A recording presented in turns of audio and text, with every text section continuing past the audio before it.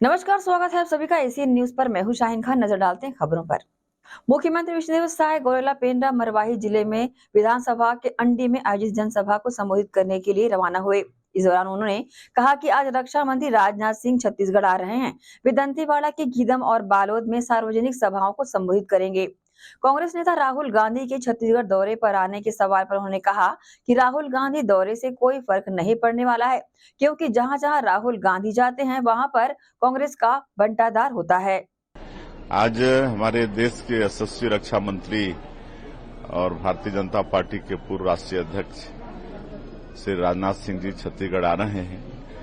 वो दो जगह दंतेवाड़ा गीदम और बालोद में विशाल जनसभा को संबोधित करेंगे। और हमारे दोनों क्षेत्र के जो प्रत्याशी हैं श्री महेश कश्यप जी बस्तर में और कांकेर से हमारे भोजराज नाग जी हैं, दोनों के समर्थन में लोगों से आशीर्वाद मांगेंगे। अब चुनाव का समय है, सभी लोग आएंगे, जिनके भी कैंडिडेट हैं उनके बड़े नेता समर्थन में आएंगे ही, लेकिन आने से भी कोई फर्क पड़ने वाला नहीं है, क्योंकि जहां जहां राहुल गांधी जाते हैं वहां पर बंटाधार ही होता है कांग्रेस का। सचिन पायलट तो कह रहे हैं ऐतिहासिक जीत होगी 84 लाख। वो तो 4 तारीख को पता चलेगा। ठीक है, थैंक यू। रक्षा मंत्री राजनाथ सिंह शनिवार को छत्तीसगढ़ दौरे पर पहुंचे। एयरपोर्ट से वे चौपर के जरिए दंतेवाड़ा के गीदम पहुंचे और चुनावी सभा को संबोधित किया। उन्होंने कहा कि ये मां दंतेश्वरी की धरती है, यही भगवान राम का ननिहाल है। मेरा छत्तीसगढ़ के साथ अटूट रिश्ता है। जब छत्तीसगढ़ राज्य बना था तब लोग कहते थे कि यहाँ बीजेपी की सरकार नहीं आएगी, फिर लोगों ने बहुमत दिया और बीजेपी की सरकार बनाई। 15 साल का जनता ने भाजपा को सपोर्ट किया, फिर जनता के दिल में परिवर्तन की बात आई और 5 साल के लिए कांग्रेस की सरकार बना दी। इन 5 सालों में कांग्रेस ने प्रदेश का क्या किया, किसी से पूछने की जरूरत नहीं है। जब जब कांग्रेस की सरकार आई है सिर्फ घोटाला ही घोटाला हुआ है। कांग्रेस सरकार आती है तो घोटालों की बाढ़ आ जाती है। छत्तीसगढ़ में तो गोबर गोठान का घोटाला हो गया है, भैंस के चारे का घोटाला हो गया है। गरीब देश माना जाता था, जो गरीब देश थे उनकी कतार में हमारा भारत खड़ा था। भारत पहले कुछ बोलता था तो भारत की बातों को लोग बहुत ध्यान से दुनिया में नहीं सुनते, लेकिन आज भारत की हैसियत इतनी बढ़ गई है, भारत का कद इतना बड़ा हो गया है कि आज दुनिया के मंचों से भारत यदि बोलता है तो सारी दुनिया कान खोलकर सुनती है कि भारत बोल क्या रहा है। यह भारत की हैसियत सारी दुनिया में बन गई है।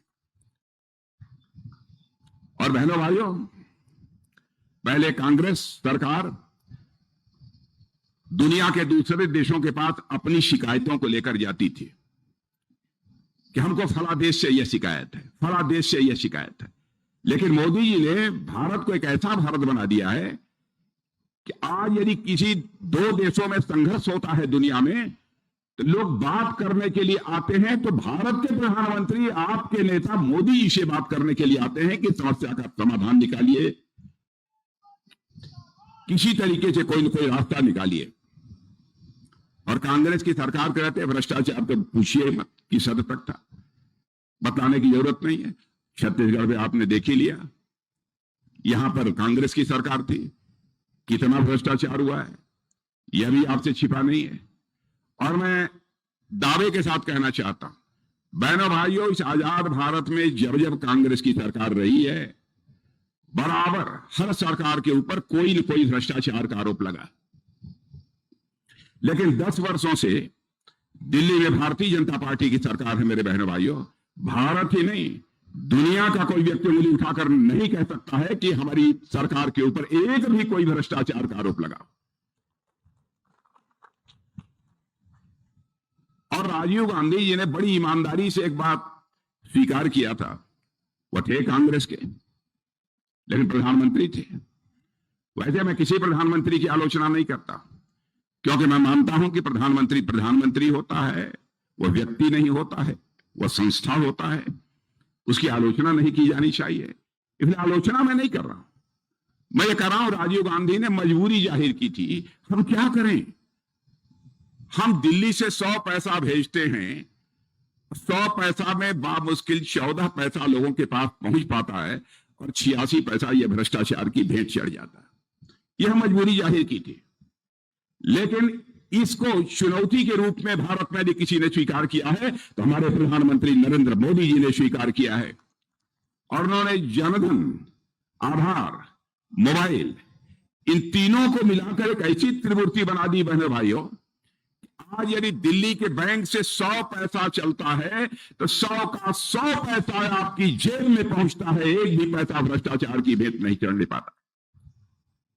भ्रष्टाचार को भाषण देकर समाप्त नहीं किया जा सकता। भ्रष्टाचार को समाप्त करना है तो व्यवस्था में बदलाव लाने की जरूरत पड़ेगी।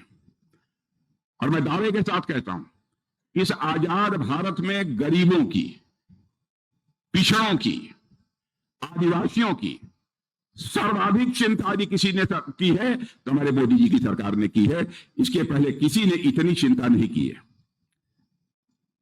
और हमारे अटल बिहारी वाजपेयी जी भारत के प्रधानमंत्री थे। आप लोगों को मालूम है आदिवासी के प्रति कितनी संवेदना उनके दिल में थी, कैसा भाव उनके दिल में था। उन्होंने कहा कि भाई आदिवासी समाज के लिए एक अलग से मंत्रालय ही बना देना चाहिए। आजाद भारत में पहली बार आदिवासी समाज के लिए अलग से मंत्रालय बनाने का काम यदि किसी ने किया था तो हमारे आदरणीय अटल बिहारी वाजपेयी ने किया था, वह भारतीय जनता पार्टी ने किया, दूसरे ने नहीं किया था। और हमारे प्रधानमंत्री मोदी जी के आने के बाद पीएम जनमन, आदिवासी जनमन योजना जो प्रारंभ की गई है, आदिवासी समाज में भी जो सबसे पिछड़े हुए उनकी चिंता करने के लिए यह योजना प्रारंभ की गई है। अब मुझे याद है पहले जो वनोपज थे, वनों में जो चीजें पैदा होती थी उनकी जैसी उचित कीमत मिलनी चाहिए, हमारे लोगों को नहीं मिल पाती थी, हमारे आदिवासी भाइयों को नहीं मिल पाती थी। दिन भर पसीना बहाते थे, लेकिन उस पसीने की जो उनको कीमत मिलनी चाहिए थी वो नहीं मिल पाती थी। कांग्रेस नेता राहुल गांधी शनिवार को बस्तर लोकसभा से कांग्रेस प्रत्याशी के पक्ष में चुनाव प्रचार के लिए बस्तर पहुंचे। बस्तर ब्लॉक के लाल बहादुर शास्त्री स्टेडियम में आयोजित चुनावी सभा को संबोधित करते हुए कांग्रेस सांसद राहुल गांधी ने कहा कि लाखों लोग कोरोना के कारण मरे, हर प्रदेश से गरीब लोग घर वापस लौटे, केंद्र की सरकार ने कोई मदद नहीं की, किसी की भी मदद नहीं की, पूरा का पूरा फायदा 2-3 अरबपतियों को ही दे दिया गया। हिंदुस्तान में 22 लोग हैं जिनके पास उतना ही धन है जितना 70 करोड़ हिंदुस्तानी लोगों के पास है। पीएम मोदी 24 घंटा इन 22-25 लोगों की मदद करते हैं। और लाखों लोग कोविड के कारण मरे।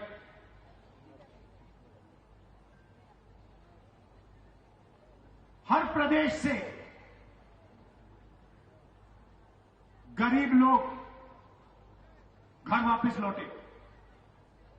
दिल्ली से, पंजाब से, महाराष्ट्र से लोग छत्तीसगढ़ वापस आए। दिल्ली की सरकार ने कोई मदद नहीं की, किसकी मदद नहीं, किसी की भी मदद नहीं की। पूरा का पूरा फायदा 2-3 अरबपतियों को दे देते। अदानी, अंबानी, ये 5-6 लोग हैं। आप हैरान हो जाओगे, हिंदुस्तान में 22 लोग हैं जिनके पास उतना ही धन है जितना 70 करोड़ हिंदुस्तानी लोगों के पास है। एक तरफ 22 लोग और दूसरी तरफ 70 करोड़ लोग, उनके पास भी उतना ही धन जितना इनके पास। और नरेंद्र मोदी 24 घंटा इन 22-25 लोगों की मदद करते रहते हैं। हिंदुस्तान के सब बेरोजगार युवाओं को सरकार ये अधिकार देगी, 1 साल के लिए प्राइवेट कंपनी में, सरकारी पीएसयूज में, पब्लिक सेक्टर यूनिट्स में, सरकारी ऑफिसेज में हिंदुस्तान के बेरोजगार युवाओं को 1 साल की नौकरी मिलेगी। उसमें उनकी ट्रेनिंग होगी और 1 साल के लिए उनको सीधा बैंक अकाउंट में 1 लाख रुपया दिया जाएगा। उसके बाद अगर उन्होंने अच्छा काम किया तो उन्हीं संस्थाओं में उन्हें पक्की नौकरी मिलेगी। तो एक प्रकार से युवाओं के लिए ये जॉब मार्केट के अंदर जाने का एक तरीका है। जॉब मार्केट के दरवाजे हम आपके लिए खोल रहे हैं। कांग्रेस के पूर्व महामंत्री और भाजपा नेता चंद्रशेखर शुक्ला के झीरम घाटी हमले पर उठाए गए सवाल पर भाजपा प्रवक्ता और रायपुर लोकसभा प्रभारी संदीप शर्मा का बयान सामने आया है। उन्होंने कहा कि जो सवाल पूछे गए हैं वह न्याय संगत है, राहुल गांधी को इसका जवाब देना चाहिए। झीरम घाटी में शहीद हुए लोगों के लिए उन्होंने अब तक क्या किया? दरअसल भाजपा नेता शुक्ला ने राहुल गांधी को पत्र लिखकर सवाल पूछा है कि क्या कवासी लखमा को क्लीन चिट देकर लोकसभा की टिकट दी गई है। उन्होंने कहा कि मूल प्रश्न ये है कि क्या कांग्रेस पार्टी एक राजनीतिक दल है? अफजल हम शर्मिंदा हैं, तेरे कातिल जिंदा है, सेना महिलाओं का रेप करती है, भारत तेरे टुकड़े होंगे, ये कहने वाला व्यक्ति कांग्रेस का स्टार प्रचारक, ये दुर्भाग्य है। देखिए, मूल प्रश्न ये है कि कांग्रेस पार्टी अब एक राजनीतिक दल है कि क्या है? भारत तेरे टुकड़े होंगे, ऐसा कहने वाला व्यक्ति कांग्रेस पार्टी का आज स्टार प्रचारक है। अफजल हम शर्मिंदा हैं, तेरे कातिल जिंदा हैं, ऐसा कहने वाला व्यक्ति आज कांग्रेस पार्टी का स्टार प्रचारक है। सेना महिलाओं के साथ बलात्कार करती है, ऐसा जो व्यक्ति कहता है वह आज कांग्रेस पार्टी का स्टार प्रचारक है। और भारत माता की जय, ये जो हमारा एक नारा है, इस नारा का मजाक उड़ाने वाले व्यक्ति आज कांग्रेस पार्टी का स्टार प्रचारक है। जननी जन्मभूमि स्वर्गादपि गरियसी, प्रभु श्री रामचंद्र जी ने कहा है कि जन्मभूमि जो है स्वर्ग से भी महान है। और हम सब भारतवासी अपनी इस जन्मभूमि को स्वर्ग से भी महान मानते हैं और उसके हम जयकारा लगाते हैं। ऐसे जयकारा का मजाक उड़ाने वाले व्यक्ति कांग्रेस पार्टी का स्टार प्रचारक है। बंधुवर, सेना के जब 72 जवान छत्तीसगढ़ में शहीद हुए थे, तब जेएनयू में जो व्यक्ति डफली बजा बजा करके और घूम घूम करके जश्न मना रहा, ऐसा व्यक्ति कांग्रेस पार्टी का स्टार प्रचारक है। यह दुर्भाग्य है। आज हम सब इस बात को सोचने के लिए मजबूर हैं कि ऐसा राष्ट्र विरोधी और संस्कृति विरोधी व्यक्ति कांग्रेस पार्टी का स्टार प्रचारक बनते जा रहा है। इसलिए हम सब सोचने के लिए मजबूर हैं कि कांग्रेस अब एक राजनीतिक दल है कि क्या है। मुझे लगता है कांग्रेस पार्टी अब जो है, देश विरोधी जितनी भी मानसिकता वाले व्यक्ति हैं, ऐसे व्यक्तियों का एक गिरोह मात्र है। और ऐसे गिरोह का एक सदस्य छत्तीसगढ़ में कांग्रेस द्वारा प्रचार करने के लिए बुलाया गया है, बिलासपुर में कन्हैया कुमार। यह बहुत बड़ा दुर्भाग्य है। और छत्तीसगढ़ की जनता शांत जनता है, देशभक्त जनता है। और छत्तीसगढ़ की देशभक्त जनता ऐसे राष्ट्रभक्त जनता है जो ऐसे राष्ट्रविरोधी मानसिकता के लोगों को कदापि बर्दाश्त नहीं करेगी। और जब जब ऐसे व्यक्ति छत्तीसगढ़ में आकर के कांग्रेस का प्रचार करेंगे, कांग्रेस का सूपड़ा साफ होना तय है। इनका आना ही इस बात का द्योतक है कि कांग्रेस पार्टी पहले से ही हार मान चुकी है और अब तो मुझे लगता है कि उनको अपने जमानत के भी लाले पड़ेंगे। हम इस बात को कहते हैं कि छत्तीसगढ़ की राष्ट्रभक्त जनता ऐसे राष्ट्रद्रोही मानसिकता को सबक सिखाना जानती है। आने वाले चुनाव में सभी चरणों में छत्तीसगढ़ की जनता कांग्रेस को छत्तीसगढ़ से निश्चित रूप से उखाड़ फेंकेगी और एक बार फिर निश्चित रूप से हम छत्तीसगढ़ में 11 की 11 सीट जीतने जा रहे हैं। बस्तर लोकसभा चुनाव क्षेत्र में प्रत्याशी कवासी लखमा के पक्ष में प्रचार करने पहुंचे छत्तीसगढ़ प्रभारी व कांग्रेस नेता सचिन पायलट ने कहा कि बस्तर में कांग्रेस हमेशा मजबूत रही है। भाजपा नेता इस बात पर चर्चा नहीं कर रहे हैं कि उन्होंने 10 वर्षों में क्या किया। उनका चुनाव अभियान जमीनी मुद्दों के बजाय ज्यादातर भावनात्मक मुद्दों, धर्म और मंदिर मस्जिद मुद्दों पर केंद्रित है। मौजूदा बीजेपी सरकार बनने के बाद पिछले 4 महीनों में राज्य में अपराध बढ़े हैं। सचिन पायलट ने यह भी कहा कि छत्तीसगढ़ की सभी 11 सीटों पर हम अच्छा प्रदर्शन करेंगे। फेज के जो इलेक्शन हैं उसमें हमारे छत्तीसगढ़ में एक ही सीट पे चुनाव है, बस्तर में, और बस्तर लोकसभा क्षेत्र में हमेशा कांग्रेस पार्टी मजबूत रही है। इस बार हम लोगों ने कवासी लखमा जी को उम्मीदवार बनाया है और वो पुराने नेता हैं, आदिवासी समाज के मंत्री रहे हैं, कई बार विधायक रहे हैं, उनकी अलग पकड़ है। और जो भाजपा के उम्मीदवार हैं उनके बारे में सब जानते हैं, मैं ज़्यादा बोलना नहीं चाहता हूँ। लेकिन ये चुनाव जो शुरुआत हो रही है बस्तर से हो रही है, महत्वपूर्ण है। और मुझे लगता है कि कवासी लखमा जी, हमारी पार्टी मिलकर लोगों में एक पॉजिटिव और एक सकारात्मक संदेश देना चाहते हैं। भाजपा के नेताओं के भाषण में सुन रहा हूँ, मुख्यमंत्री 4-5 बार यहाँ पर आ गए, बड़े बड़े नेता यहाँ पर आ रहे हैं, लेकिन कोई भी ये नहीं कह रहा कि 10 साल से हम लोगों ने क्या किया है। वो सिर्फ आगे की बात कर रहे हैं। उनका जो इशू स्टेट के हैं, जो देश में नौजवानों का, किसानों का, महिलाओं का, आदिवासी पिछड़े वर्गों का जो हाल है, चर्चा नहीं करते हैं। बेरोजगारी पे आंकड़े दिखाने को मना करते हैं। और जो उनका चुनाव प्रचार भी है वो मुद्दों से हटकर इमोशनल इश्यूज को, जज्बाती मुद्दों पर, धर्म, मंदिर, मस्जिद, इस पर केंद्रित करते हैं। तो मुझे लगता है जनता भी समझ गई है कि 10 साल का इनको परफॉर्मेंस देख चुके हैं और बदलाव की सुगबुगाहट पूरे प्रदेश में मुझे दिख रही है। 4 महीने इस नई सरकार को बने हो गए हैं और न सिर्फ यहाँ पर हिंसा में वृद्धि हुई है, जो उन्होंने वादे किए थे उसको पूरा करने की कोशिश भी नहीं कर रहे हैं। तो ये एक बड़ा एक अनइम्प्रेसिव और एक नॉन परफॉर्मिंग गवर्नमेंट अभी तक साबित हुई है। 4 महीने का समय ज्यादा नहीं होता, लेकिन अभी से लोगों के अंदर एक ऐसा एहसास हो रहा है कि भाजपा को वोट देकर उन्होंने न्याय नहीं किया। और हमारी सरकार जो पहले थी, अच्छा काम किया, अच्छी पॉलिसीज थे, लेकिन हम सरकार नहीं बना पाए।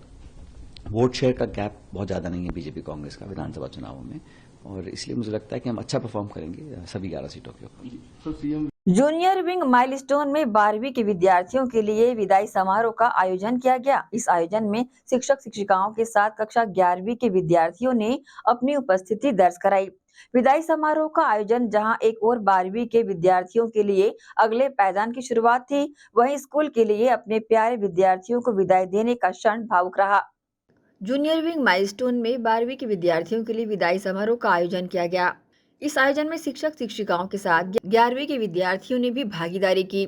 विदाई समारोह के आयोजन में एक और 12वीं के विद्यार्थियों के लिए अगले पायदान की शुरुआत की गई, तो वहीं स्कूल के लिए अपने प्यारे विद्यार्थियों को विदाई देने भावुक पल को विदाई दी गई। वहीं संध्याकालीन इस कार्यक्रम में रंगारंग सांस्कृतिक कार्यक्रमों की प्रस्तुतियां दी गई, जिसने माहौल में समा ही बांध दिया। शाला के विद्यार्थियों ने यहां पर बिताए अपने अनुभवों को साझा किए, वहीं माइलस्टोन परिवार द्वारा उनके जीवन में दिए गए योगदान को बताया। कार्यक्रम के समापन पर शाला की डायरेक्टर ममता शुक्ला ने सभी बच्चों को शुभकामनाएं देते हुए उनके उज्जवल भविष्य की कामना दिल से की। एसीएन न्यूज के लिए शाहीन खान की रिपोर्ट। जशपुर जिले के हाथी बाहुल्य इलाकों में 100% मतदान सुनिश्चित करना प्रशासन के लिए चुनौती है। इसे लेकर जशपुर प्रशासन और वन विभाग मिलकर काम कर रहे हैं।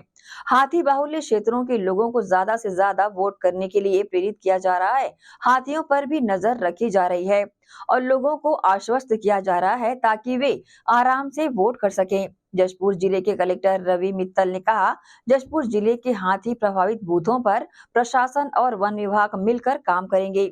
वहां लोगों को ज्यादा से ज्यादा वोट करने के लिए प्रेरित किया जा रहा है। हाथियों पर भी नजर रखी जा रही है और लोगों को आश्वस्त किया जा रहा है कि वे आराम से वोट कर सकें। जी हाँ, जो हमारे हाथी प्रभावित बूथ हैं उस पे जो है प्रशासन जो है वन विभाग जो है सभी मिलकर काम कर रहे हैं और वहाँ पे लोगों को प्रेरित किया जा रहा है कि ज्यादा से ज्यादा वोटिंग हो। साथ ही हमारे पास जो हाथी दल है उनके माध्यम से हाथी पे भी नजर रखी जा रही है और लोगों को इस संबंध में पूरा आश्वासन दिया जा रहा है कि आराम से सुरक्षित माहौल में वो वहाँ पे मतदान कर सकते हैं। देखिए, वन विभाग की तरफ से ही, क्योंकि वन विभाग तो पूरे इंटीरियर तक के पहुंच रहते, जंगल के अंदर के गांवों तक की पहुंच रहती, तो जन जागरूकता में तो शामिल है ये वन विभाग। साथ में यहाँ पे क्योंकि हाथी वाला क्षेत्र, हाथी विचरण के क्षेत्र है, आज के डेट में लगभग 70 से 80 गांव इससे प्रभावित हैं। तो हमारी रणनीति जिस प्रकार से विधानसभा में थी कि पुलिस और फॉरेस्ट मिलकर जो बूथ है उसके 4 किलोमीटर के दायरे में 2 दिन पहले तैनात होकर हाथी का लोकेशन जिले में डीएफओ को दिया जाता है और डीएफओ उसको एसपी के साथ और अन्य सुरक्षा कर्मियों के साथ उसको शेयर करके उसमें हम बिल्कुल मॉनिटर रखते हैं कि हाथी कितने दूर में है और बूथ कितने दूर में है। इस प्रकार से पिछले बार हमने इसमें किया था और उसमें हमको पूर्ण सफलता मिली थी। इस बार भी हमारा यही है कि जहां जहां हाथी है जंगल में, उसके बीच के गांव को चिन्हांकित करके बूथ के 4 से 5 किलोमीटर के दायरे से ही हम उसका लोकेशन लेते हैं कि हाथी का अंदर आने की क्या संभावना है। इस प्रकार अगर एक दिन पहले यदि कुछ इस प्रकार की संभावनाएं दिखती है तो उसमें मित्र दल और फॉरेस्ट मिल के हाथी को जंगल की तरफ ही रखते हैं और ऐसी कोई विपरीत परिस्थिति आए ऐसा पिछले कभी नहीं हुआ और इस बार भी हमारी तैयारी पूर्ण है। फॉरेस्ट और पुलिस मिलके बिल्कुल सुचारू रूप से इसमें हाथियों का जैसा मूवमेंट मतलब पूरे साल भर कुनकुरी परिक्षेत्र में रहता है। इस दृष्टिकोण से हमारे जो फॉरेस्ट की टीम है वो लगातार सर्चिंग अभियान में गश्ती दल के रूप में सुबह भोर में भी और शाम को भी गश्ती दल अपने शासकीय वाहन से घूमता है। जो भी हाथी प्रभावित क्षेत्र हैं वहां हमारे कर्मचारी जाते हैं और वहां जो है ग्रामीणों को इस रूप में समझाइश देते हैं कि आप जंगली हाथी से दूरी बना के रखें। वर्तमान में महुआ का सीजन चल रहा है, आप लोग जैसा देख रहे हैं, तो ग्रामीण सुबह भोर में उड़ जाते हैं। इसके बाद जो है चले जाते हैं, कई लोग शौच के लिए चले जाते हैं, कई लोग लकड़ी बीनने के लिए चले जाते हैं और कई लोग अन्य प्रयोजन के लिए भी जाते हैं। तो ऐसी स्थिति में ग्रामीणों को ये पता नहीं रहता है कि हम किस क्षेत्र में जाएंगे तो कहाँ पर हाथी से मूवमेंट हो जाएगा।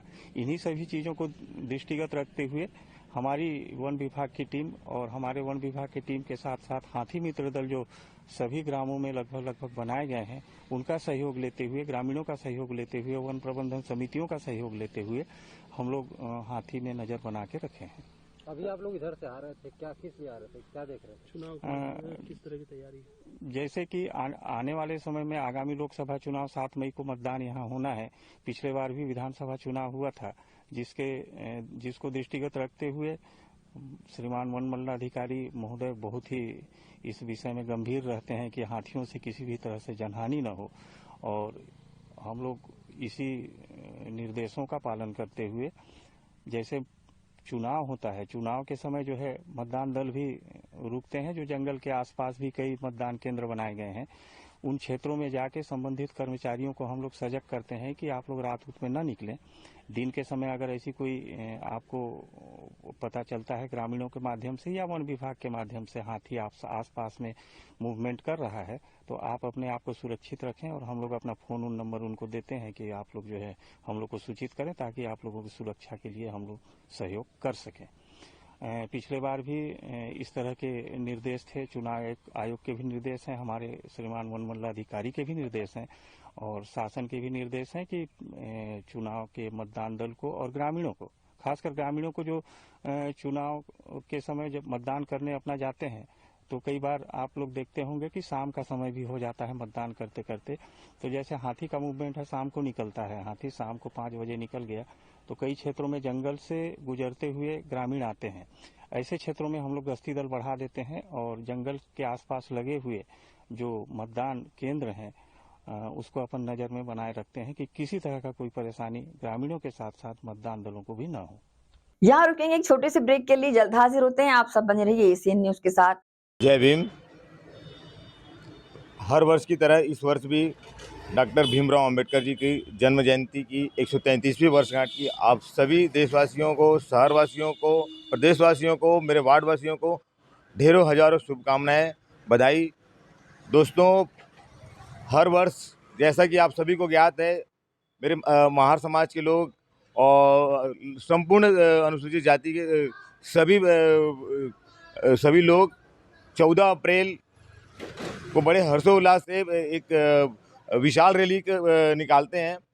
आप सभी शहरवासियों से मेरा करबद्ध अनुरोध है कि वह ज़्यादा से ज़्यादा संख्या में आकर के जो भीमराव अंबेडकर जी के अनुयायी हैं, जो उनको मानते हैं, वो सभी आकर के उसमें समाज विशेष के लिए कभी भी डॉक्टर भीमराव अंबेडकर जी ने काम नहीं किया, देश के एक एक जनता के लिए उन्होंने काम किया। तो मैं डॉक्टर भीमराव अंबेडकर जी के जितने भी अनुयायी हैं उन सभी से अनुरोध करूँगा कि इस विशाल रैली में अपना भागीदारी दें और इस रैली के विशालकाय रैली को एक दुर्ग में एक नई पहचान, नया आयाम दें। इसी के साथ में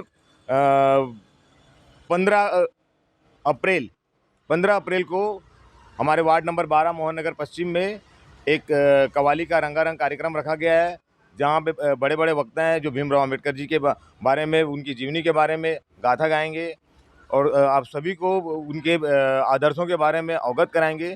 तो आप सभी से मैं अनुरोध करूंगा कि आप 15 अप्रैल को भी आएँ। तत्पश्चात मैं डॉक्टर भीमराव अम्बेडकर जी द्वारा जो बनाया गया संविधान, आप सभी से यह अनुरोध करूंगा कि वो सही हाथ में जाए, सही हाथ में रहे, सुरक्षित रहे, सजग रहें और इस देश को उनके आदर्शों अनुसार, उनके कहे अनुसार और उनके जैसे उन्होंने गणना गढ़ी है उसके अनुसार इस देश के लोगों के हाथों में जाए। इस कामना के साथ आप सभी को पुनः डॉक्टर भीमराव अम्बेडकर जी की जन्म जयंती की 133वीं वर्षगांठ की ढेरों हजारों शुभकामनाएं। मैं अजीत वैद, वार्ड नंबर 12, मोहन नगर पश्चिम से पार्षद। जय भीम, जय हिंद।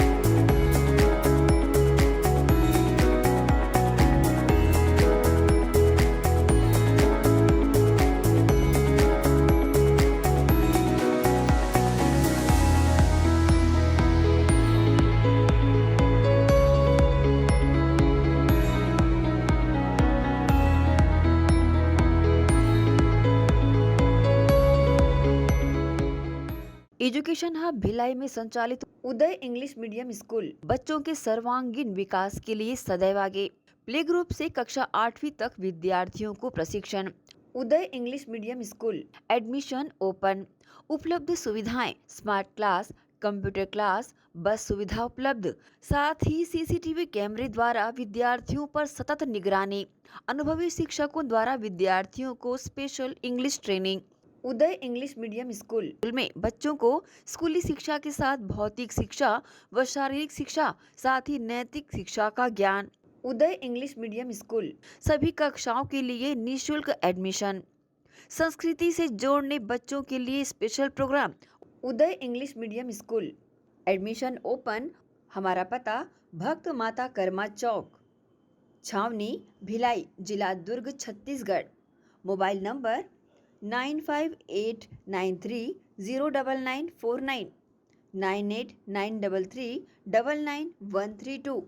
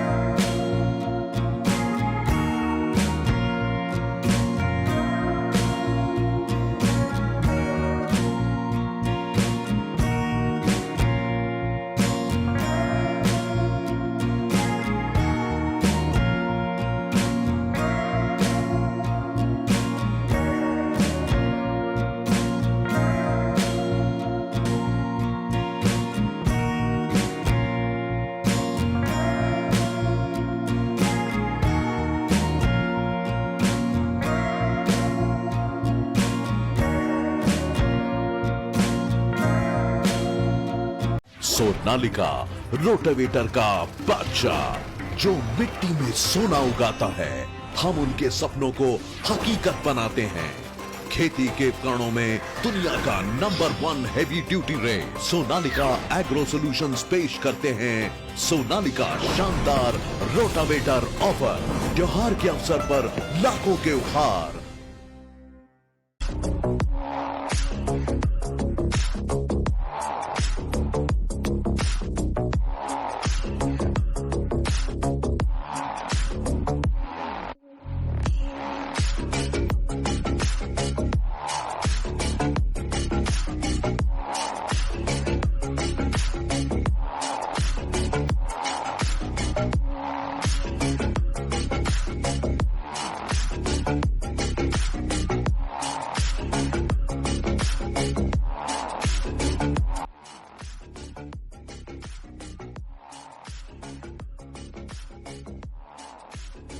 ब्रेक के बाद आप सबका स्वागत है। नवरात्रि के पावन अवसर पर कृषि यंत्रों एवं उपयंत्रों को अच्छा प्रतिसाद मिल रहा है। बुधवार नवरात्रि का द्वितीय दिवस, जो कि मां दुर्गा के स्वरूप ज्ञान एवं तप की देवी ब्रह्मचारिणी का दिवस है, जिसकी आराधना मात्र से सभी कार्यों में सफलता, सर्वत्र सिद्धि एवं विजय प्राप्त होती है। ऐसे पावन दिवस पर गुंडरदेही हुटेरी के कृषक ने खेती कार्य में उत्कृष्ट ट्रैक्टर ACI DI 450 एवं धमदा गाड़ाघाट के कृषक व्यास नारायण पटेल ने भूमि को समतल एवं भूमि में ढलान पैदा करने वाले उपयंत्र की खरीदारी कर देवी ब्रह्मचारिणी की पूजा आराधना कर यंत्रों एवं उपयंत्रों द्वारा अपने सफल जीविकोपार्जन हेतु प्रार्थना की।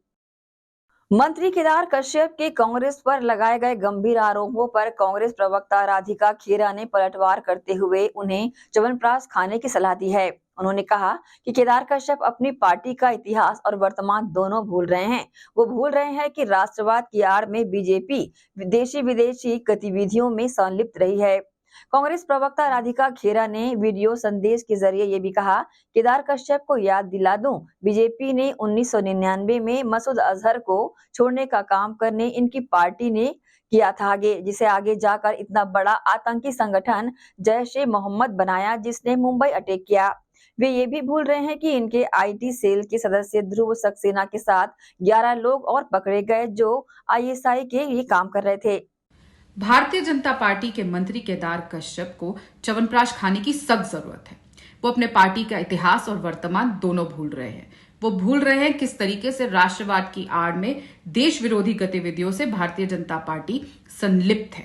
मैं उनको याद दिला दूं, 1999 में सबसे पहले मसूद अजहर को छोड़ने का काम इनकी पार्टी ने किया, जिसने आगे जाके इतना बड़ा टेरर आउटफिट बनाया जो जिम्मेदार है मुंबई अटैक्स तक का, जैश-ए-मोहम्मद। वो ये भी भूल रहे हैं कि ध्रुव सक्सेना जो इनके आईटी सेल के मेंबर के साथ 11 लोग और पकड़े गए जो आईएसआई के लिए स्पाई का काम कर रहे थे, जो हमारी देश की एटीएस ने पकड़े। वो ये भी भूल रहे हैं कि 2017 में इनके असम का एक बड़ा नेता जिसका नाम है निरंजन होजाई, उसको लाइफ इंप्रिजनमेंट दी गई एनआईए कोर्ट द्वारा, क्योंकि उसने 1000 करोड़ से ज्यादा रुपए टेरर आउटफिट्स को फंड करने के लिए इस्तेमाल किए। वो ये भी भूल रहे हैं कि 300 किलो आरडीएक्स हमारे देश में जो आया पुलवामा अटैक के समय में, उसके ऊपर आज तक कोई इंक्वायरी नहीं करी गई और बीजेपी इसके ऊपर शांत हो गई है। वो ये भी भूल रही है कि उन्हीं की पार्टी और उन्हीं के गृह मंत्री अमित शाह साहब ने आईएसआई को खुद हमारे देश में बुलाया और पठानकोट एयरबेस का जायजा लेने को कहा और कहा, देखिए आके समझिए कि आप और कितना आतंक यहां फैला सकते हैं। वो ये भी भूल रहे हैं कि जम्मू कश्मीर में जो 2 मोस्ट वांटेड टेररिस्ट थे, उसमें से एक इनके पार्टी का आईटी सेल का प्रभारी था, माइनॉरिटी आईटी सेल का, और उसका नाम है तालिब हुसैन, और वो सिर्फ 1.5 साल पहले पकड़ा गया और वो अमरनाथ यात्रा पे भी प्लान कर रहा था अटैक। लगातार बार बार जो लोग आए हैं वो या तो भारतीय जनता पार्टी के मेंबर हैं या उनके बड़े नेता हैं जो टेरर आउटफिट्स को सपोर्ट कर रहे हैं, फंड कर रहे हैं, उनके लिए स्पाई का काम कर रहे हैं। और ये छोड़िए, एक तो मोस्ट वांटेड टेररिस्ट खुद निकला। तो भारतीय जनता पार्टी के मंत्री केदार कश्यप को च्यवनप्राश अच्छे से खाना चाहिए और ये याद रखना चाहिए कि कांग्रेस पार्टी वो पार्टी है जिनके नेताओं ने अपनी जान इस देश के लिए दे दी। कांग्रेस पार्टी के बड़े बड़े नेता हो या छोटे छोटे कार्यकर्ता इस देश के लिए शहीद हुए हैं, चाहे वो इंदिरा गांधी जी हो या राजीव गांधी जी हो या छत्तीसगढ़ के छोटे छोटे कार्यकर्ता और बड़े बड़े नेता जो शहीद हो गए नक्सल हमले में, जो देश का सबसे बड़ा नक्सल हमला में से एक था। कांग्रेस पार्टी तो शहीदों की पार्टी है। शनिवार को सीनियर विंग माइलस्टोन में वार्षिक प्रदर्शनी का आयोजन किया गया। विभिन्न क्लबों के माध्यम से विद्यार्थियों ने अपनी कला का उत्कृष्ट प्रदर्शन किया। विद्यार्थियों की भागीदारी एवं शिक्षकों का मार्गदर्शन इस सफलता के लिए वरदान साबित हुआ। सीनियर विंग माइलस्टोन में वार्षिक प्रदर्शनी का 1 दिवसीय आयोजन किया गया। यहाँ पर विभिन्न क्लबों के माध्यम से विद्यार्थियों ने अपनी अपनी कला का बेहतर प्रदर्शन किया। विद्यार्थियों की भागीदारी और शिक्षकों के मार्गदर्शन में इस कार्यक्रम को सफल बनाया गया। विद्यार्थियों की मेहनत की सराहना पालकों और पूरे माइलस्टोन परिवार ने की। वहीं बच्चों की प्रतिभा को देखकर सभी पालक काफी खुश हुए। कार्यक्रम के दौरान माइलस्टोन एकेडमी में चलने वाले एक्स्ट्रा क्लासेस के बारे में भी जानकारियां पालकों को दी गई। इसके साथ ही पांडवानी, वाद विवाद, संगीत, नृत्य आदि विभिन्न प्रकार के आयोजनों के द्वारा विद्यार्थियों ने यहां पर समा बांध दिया। Nehru house, LA of class 5B Azad house और शाला की डायरेक्टर ममता शुक्ला एवं एकेडमी डायरेक्टर शुभम शुक्ला ने सभी के योगदान की तारीफ करते हुए सभी के उज्जवल भविष्य की कामना दिल से की। एसीएन न्यूज के लिए शाहीन खान की रिपोर्ट। बीती रात रायपुर जिले के मुजगहन थाना पहुंचकर स्थानीय लोगों ने थाने में जमकर उत्पात मचाया और तोड़फोड़ करने के बाद शराब बिक्री और सट्टा संचालन में संलिप्त आरोपी को पुलिस की गिरफ्त से छुड़ा ले गए। इधर हंगामा बढ़ता देख थाने में बड़ी संख्या पुलिस बल बुलाना पड़ा। मुजगहन थाना पुलिस ने शराब बिक्री और सट्टा संचालन करने वाले आस्करण नामक बदमाश को हिरासत में ले लिया था। आस्करण के पुलिस हिरासत की खबर फैलते ही रात में बड़ी संख्या में स्थानीय लोग मुजगहन थाने पहुंचे। स्थानीय लोगों ने रात भर मुजगहन थाने का घेराव कर जमकर हंगामा और तोड़फोड़ की। इसके बाद वे आस्करण को पुलिस की हिरासत से छुड़ाकर ले गए। पूरे मामले की जानकारी ग्रामीण एएसपी कीर्तन राठौर ने दी है। लगातार इस क्षेत्र में शराब बिक्री का लगातार सूचना आ रहा था, अवैध रूप करके परिवहन करने का, बिक्री करने का। इसके लिए लगातार पुलिस के द्वारा जब से लगातार कार्रवाई आदरणीय एसएसपी सर के मार्गदर्शन और निर्देश पर किया जा रहा है और यही नहीं पूरे जिला में कर रहे हैं। इसी तारतम्य में कल सलोनी गाँव के छोटू बंजारे उनके 2-3 अन्य साथी हैं, उनके साथ शराब रखा हुआ पाया गया था। पुलिस टीम पहुंची थी, उसको लेकर आए थे, जिसके घटना पर जो गांव वाले हैं उनको विरोध करने के लिए आए थे, जिनको समझाई देकर को वापस भेजा। 13 अप्रैल जलियांवाला बाग हत्याकांड की घटना पर युवाओं के साथ संगोष्ठी का आयोजन आर्ट ऑफ लिविंग संस्था एवं भारत विकास परिषद के सदस्यों के द्वारा किया गया। संगोष्ठी का उद्देश्य ही था युवाओं को वीर सपूतों के द्वारा दी गई कुर्बानी के बारे में जानकारी दी जाए। उन्हें बताया गया कि 13 अप्रैल को क्या क्या हुआ था, उन्हें स्मरण रहे। इस कार्यक्रम का आयोजन नेहरू नगर भेलवा तालाब में किया गया, जिसमें गणमान्य नागरिक एवं युवा वर्ग खिलाड़ी उपस्थित रहे। सभी लोगों ने 2 मिनट का मौन रखकर मरे हुए शहीदों को नमन किया। जनरल डायर की क्रूर बर्बरता के कारण निहत्थे लोगों को गोली मारी गई थी। इस घटना को स्मरण करके सबकी आंखें नम हो गई। जनरल डायर ने, और जनरल डायर ने मतलब वो जो बताए इतिहास का सबसे घिनौना कुछ करने तो नहीं गए थे, छोटे से जगह पर सब लोग बनाने गए थे और अंधाधुंध गोलियां चली थी। तो उन्हीं महापुरुषों के कारण आज हम लोग यहाँ पर खुली हवा में सांस ले रहे हैं। ले रहे कि नहीं ले रहे बताओ? ले रहे ना? तो उन सभी लोगों को सच्ची श्रद्धांजलि हुई जो उनको याद करें और उनके बताए हुए पथ चिन्हों पर चलें। करेंगे ना सब लोग? बोलो भारत माता की वंदे मातरम, वंदे मातरम, वंदे मातरम, जय हिंद, जय हिंद, भारत माता की जय, भारत माता की जय, भारत माता की जय, इनकलाब जिंदाबाद, इनकलाब जिंदाबाद। उसी दिन से इनकलाब का नारा भी बुलंद हुआ था और भगत सिंह वहीं से शपथ लिए थे, वहीं से सब कुछ शुरुआत हुई थी। तो बहुत बहुत धन्यवाद, जगा के रखें ये युवाओं को। Thank you. Art of living संस्था का हमेशा प्रयास रहता है कि जो हमारे वीर सपूत हैं, जो हमारे देश के क्रांतिकारी लोग हैं, जिनके द्वारा राष्ट्र हित के लिए बहुत सारे ऐसे काम किए गए जिसको बारे में युवाओं को जानकारी नहीं है, उन लोगों को जानकारी देना, उनको प्रेरित करना। आज नेहरू नगर भेलवा तालाब में इस प्रकार का कार्यक्रम आयोजन किया गया, जिसमें बहुत सारे खिलाड़ी, युवा, विश्व हिंदू परिषद से शैलेंद्र सिंह परिहार आए, भारत विकास परिषद से जितेंद्र सिंह आए और सब लोगों ने अपने विचारों को रखा और रख करके हम यही जगाना चाहते हैं कि भूलो मत, याद करो कुर्बानी। इसीलिए हम सब लोग आयोजन किए हैं। आप भी जहां भी रहें, आपके चैनल के माध्यम से, एशियन न्यूज़ चैनल के माध्यम से कहना चाहता हूं कि जो भी राष्ट्रभक्त हैं जहां भी रहें अपने अंदर जज्बा जगाए रखें। जय हिंद, जय भारत, वंदे मातरम। प्रकार की संगोष्ठी करने से हम जैसे युवाओं को प्रेरणा मिलती है, हम लोगों को हमारे सपूतों के बारे में जानकारी मिलने का मौका प्राप्त होता है। ऐसे ये संगोष्ठी का कार्यक्रम या आयोजन रोज होना चाहिए या ऐसी समय पे होना चाहिए जब जरूरत है। धन्यवाद। सिख धर्म की स्थापना से जुड़े पर्व बैसाखी में गुरुद्वारा श्री गुरु अर्जन देव जी में गुरु ग्रंथ साहिब जी का अखंड पाठ किया जा रहा है। विभिन्न कार्यक्रमों व गुरु साहिबान की जीवनी की कथाओं को सुनकर श्रद्धालु धर्म लाभ ले रहे हैं। गुरुद्वारा श्री अर्जुन देव जी हाउसिंग बोर्ड भिलाई की प्रबंधक कमेटी के द्वारा शुक्रवार से गुरुद्वारे में गुरु ग्रंथ साहिब जी के अखंड पाठ रखा गया है, जिसकी समाप्ति बैसाखी पर्व पर 14 अप्रैल को होगी। सिख पंथ के इतिहास से श्रद्धालुओं को जोड़ने के लिए गुरुद्वारा साहिब के ग्रंथी श्री गुरमीत सिंह जी के द्वारा सिख पंथ की स्थापना की प्रमुख घटनाओं के व्याख्यान उपस्थित साध संगत के समक्ष की गई, जिसे सुनकर सभी श्रद्धालु निहाल हो गए। इसके बाद हाउसिंग बोर्ड गुरुद्वारे के हजूरी रागी जत्थे भाई प्रभजोत सिंह द्वारा कीर्तनों के माध्यम से गुरु साहिबानों के संदेशों से साध संगत को जोड़कर निहाल किया गया। इसके बाद गुरुद्वारा में श्रद्धालुओं द्वारा सभी के भले की अरदास की गई व कड़ाह प्रसाद बांटा गया। इसमें उपस्थित संगत ने प्रसाद रूपी लंगर ग्रहण किया। समाज के श्रद्धालुओं ने नौनिहालों को सिख धर्म का इतिहास व उनके गुणों के बारे में बताते हुए प्रेरित किया गया कि उनके उपदेशों से शिक्षा लेकर हमें अपने जीवन में अपनी बुराइयों को हराकर अपने जीवन राष्ट्र हित में समर्पित करना है। खालसा वाहेगुरु जी की फतेह। समुची सिख संगत को हमारा निवेदन है, जो कल के दिन 13 अप्रैल को हम बैसाखी का पर्व बहुत प्यार से मिलकर मना रहे हैं। जो धन श्री गुरु गोविंद सिंह महाराज जी ने 13 अप्रैल को 1 वैसाख को खालसे को प्रकट किया था। खालसा अकाल पुरख की फौज, प्रगट्यो खालसा परमात्म की मौज।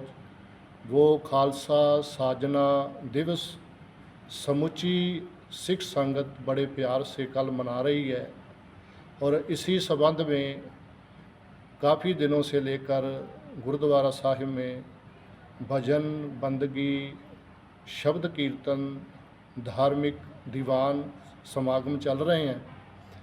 और कल का जो दिन है बैसाखी का, कल भी पूरा दिन गुरुद्वारा साहिब में दीवान सजेंगे, गुरु के लंगर चलेंगे और इन दीवानों में, गुरमत समागमों में हमारे पास पंजाब से विद्वान पहुँचे हुए हैं जो हम सबको गुरु की वाणी से जोड़ेंगे, गुरु इतिहास से जोड़ेंगे।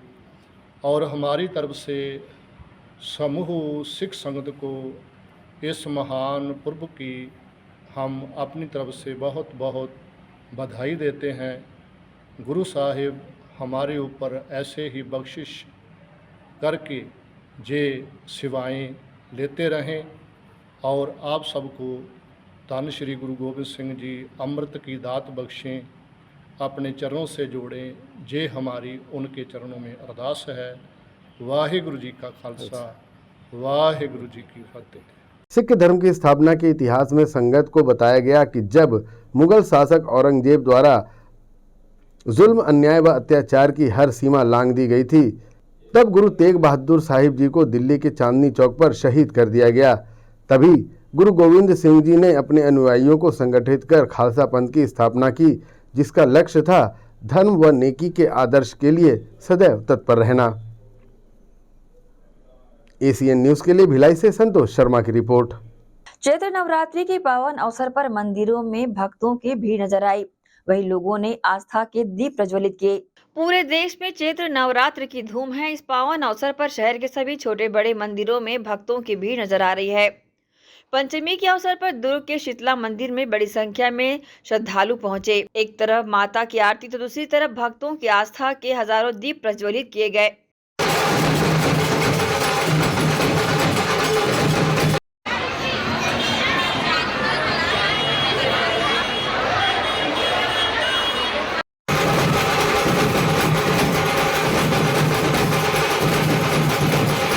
इस मौके पर दुर्ग के शीतला मंदिर में भक्त फूल माला और आरती की थाल लेकर मां के दर्शन कर पूजा करते दिखाई दिए। बता दें, हिंदू पंचांग के अनुसार चैत्र माह के शुक्ल पक्ष की प्रतिपदा तिथि से चैत्र नवरात्रि शुरू हो जाती है। चैत्र नवरात्रि के शुभारंभ के साथ ही हिंदुओं के लिए नया साल भी अब से प्रारंभ होता है। चैत्र नवरात्रि पर लगातार 9 दिनों तक मां दुर्गा के 9 स्वरूपों की पूजा अर्चना और मंत्रोपचार किया जाता है। अब पूरे 9 दिन तक मां दुर्गा के अलग अलग रूपों की पूजा अर्चना की जा रही है। मां के हर स्वरूप का खास महत्व भी होता है। एसीएन न्यूज के लिए दुर्ग से नसीम फारूकी की रिपोर्ट। यहाँ रुकेंगे एक और छोटे से ब्रेक के लिए, जल्द हाजिर होते हैं। आप सब बने रहिए एसीएन न्यूज के साथ। एजुकेशन हब भिलाई में संचालित उदय पब्लिक स्कूल बच्चों के सर्वांगीण विकास के लिए सदैव आगे। प्ले ग्रुप से कक्षा 8वीं तक विद्यार्थियों को प्रशिक्षण। उदय पब्लिक स्कूल एडमिशन ओपन। उपलब्ध सुविधाएं स्मार्ट क्लास, कंप्यूटर क्लास, बस सुविधा उपलब्ध, साथ ही सीसीटीवी कैमरे द्वारा विद्यार्थियों पर सतत निगरानी। अनुभवी शिक्षकों द्वारा विद्यार्थियों को स्पेशल इंग्लिश ट्रेनिंग। उदय पब्लिक स्कूल में बच्चों को स्कूली शिक्षा के साथ भौतिक शिक्षा व शारीरिक शिक्षा, साथ ही नैतिक शिक्षा का ज्ञान। उदय पब्लिक स्कूल में सभी कक्षाओं के लिए निःशुल्क एडमिशन। संस्कृति से जोड़ने बच्चों के लिए स्पेशल प्रोग्राम। उदय पब्लिक स्कूल एडमिशन ओपन। हमारा पता उदय पब्लिक स्कूल, उदय कॉलेज नियर एसीसी बोगदा पुल, नंदिनी रोड, जामुल, भिलाई, जिला दुर्ग, छत्तीसगढ़। Mobile number 8349381497। तो जल्दी करें, प्रवेश प्रारंभ है। उदय पब्लिक स्कूल।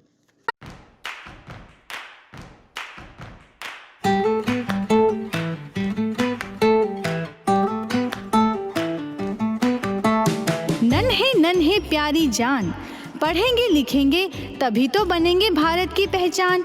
बच्चों से ही है कल का भविष्य, तो आइए उदय पब्लिक स्कूल में जल्द ही एडमिशन कराइए। जी हाँ, एडमिशन शुरू हो चुके हैं। नर्सरी से कक्षा 8वीं तक आपके निकट उदय कॉलेज कैंपस नियर एसीसी बोगदा पुल नंदनी रोड जामुल भिलाई में स्थित 2019 से गुणवत्ता भर शिक्षा प्रदान करने वाला आपके क्षेत्र में पहली बार, जिसका नाम है उदय पब्लिक स्कूल। जी हाँ, सभी कक्षाओं के लिए निःशुल्क प्रवेश। स्कूल नर्सरी से कक्षा 8वीं तक के लिए इस वर्ष प्ले ग्रुप की भी शुरुआत की जा रही है। सरकार द्वारा 25% छात्रों के लिए मुफ्त शिक्षा प्रदान की जाएगी। प्रवेश के लिए जल्दी करें। बस वैन की सुविधाएं भी उपलब्ध है। पुस्तकालय सुविधाएं है, सीसीटीवी कैमरा, संगीत कक्ष, खेल और सांस्कृतिक गतिविधियां, मल्टीपर्पज हॉल, महत्वपूर्ण दिन और त्योहारों को भी यहाँ मनाया जाता है। कंप्यूटर लैब और स्मार्ट क्लास शिक्षण सुविधाएं भी उपलब्ध की जाती है। अग्नि सुरक्षा के लिए भी सुविधाएं उपलब्ध है। बच्चों के अंग्रेजी बोलने पर भी महत्वपूर्ण ध्यान दिया जाता है। तो फिर देरी किस बात की, जल्दी कीजिए क्योंकि एडमिशन शुरू हो चुके हैं उदय पब्लिक स्कूल में। आपके निकट उदय कॉलेज कैंपस निकट एसीसी बोगदा पुल नंदनी रोड जामुल भिलाई में।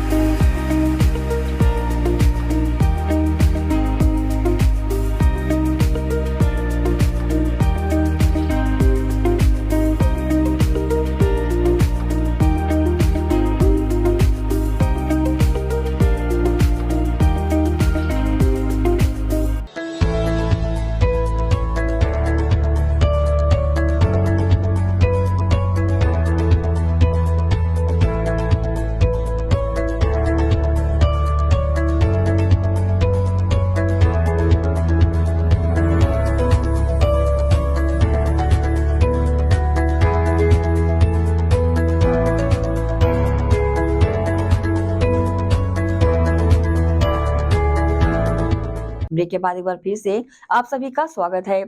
दुर्ग हेमचंद यादव यूनिवर्सिटी की लापरवाही का छात्र छात्राओं को सामना करना पड़ रहा है। आज बीएससी बीएड भाग 1 गणित प्रश्न पत्र द्वितीय अलजेब्रा का पेपर बदला गया है, जिसे परीक्षा दे रहे छात्रों ने नाराजगी जताई है। दुर्ग के हेमचंद यादव विश्वविद्यालय में शनिवार को हेमचंद यादव विश्वविद्यालय द्वारा आयोजित वार्षिक परीक्षा 2024 के अंतर्गत शनिवार को आयोजित होने वाली बीएससी बीएड भाग 1 गणित प्रश्न पत्र द्वितीय अलजेब्रा की परीक्षा निरस्त कर दी गई। इससे छात्राओं में काफी नाराजगी देखी गई। हेमचंद यादव यूनिवर्सिटी की कुलपति की बड़ी लापरवाही इस मामले में उजागर हुई है। एग्जाम को परिवर्तन भी किया गया है। साथ ही हेमचंद यादव यूनिवर्सिटी द्वारा आदेश भी जारी किया गया है।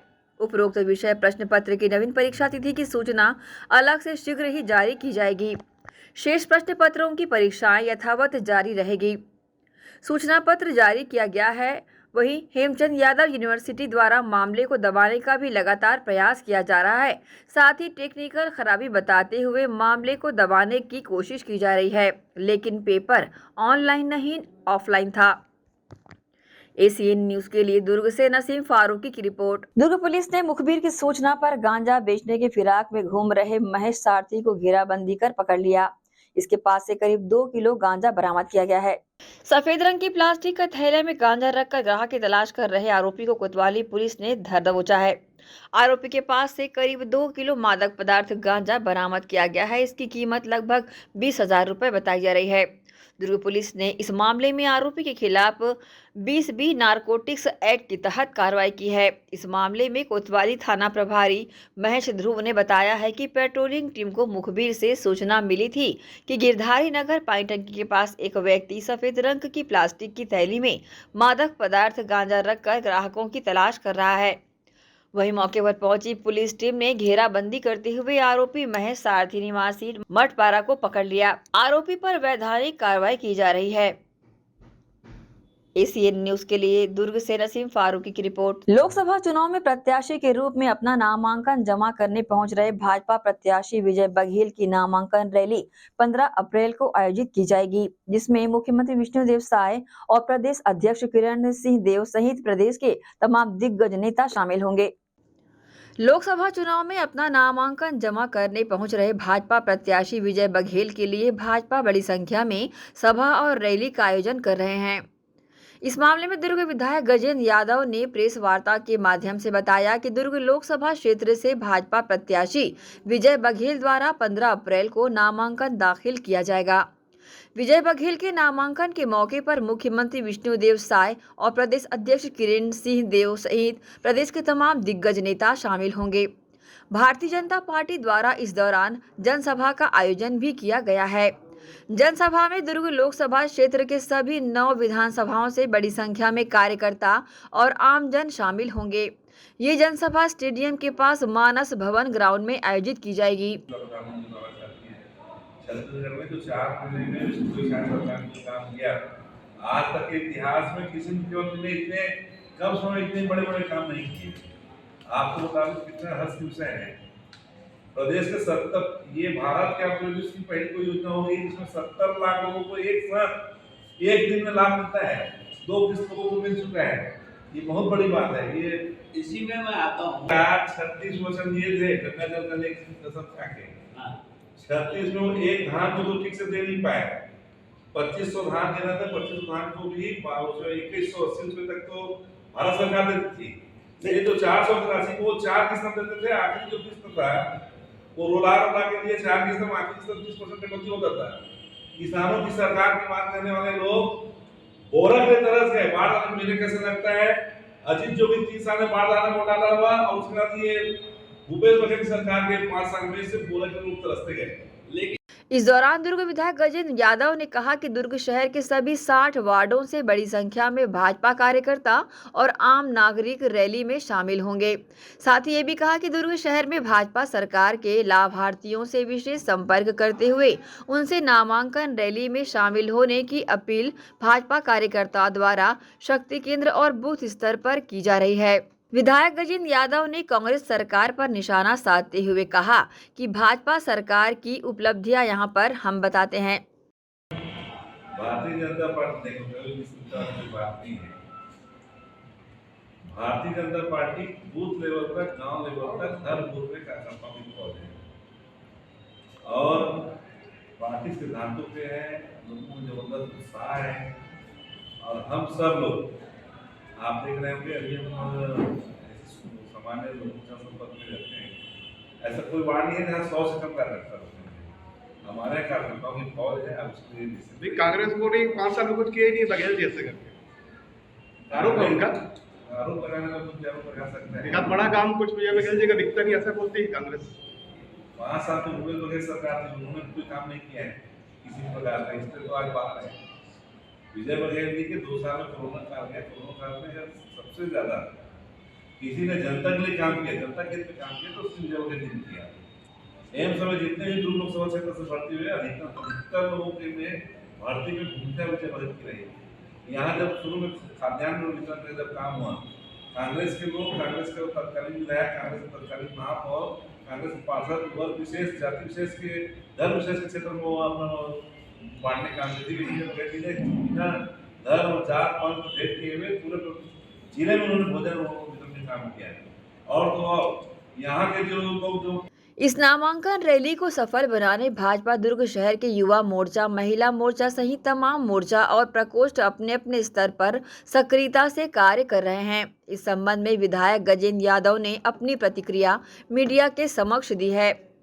15 तारीख को सुबह 11 बजे हमारे दुर्ग लोकसभा क्षेत्र के लोकप्रिय प्रत्याशी वर्तमान सांसद श्री विजय बघेल जी का हम लोग सब भारतीय जनता पार्टी के दुर्ग लोकसभा क्षेत्र कार्यकर्ता मंडल के अध्यक्ष, जिला अध्यक्ष, मंडल पदाधिकारी, जिला पदाधिकारी, बूथ लेवल तक के कार्यकर्ता, सारे कार्यकर्ता के साथ माननीय विजय बघेल जी नामांकन रैली मानस भवन के पास सब एकत्रित होंगे। वहाँ से हम सब कलेक्ट्रेट की ओर जाएंगे। वहाँ पे हम 15 तारीख को नामांकन भरेंगे।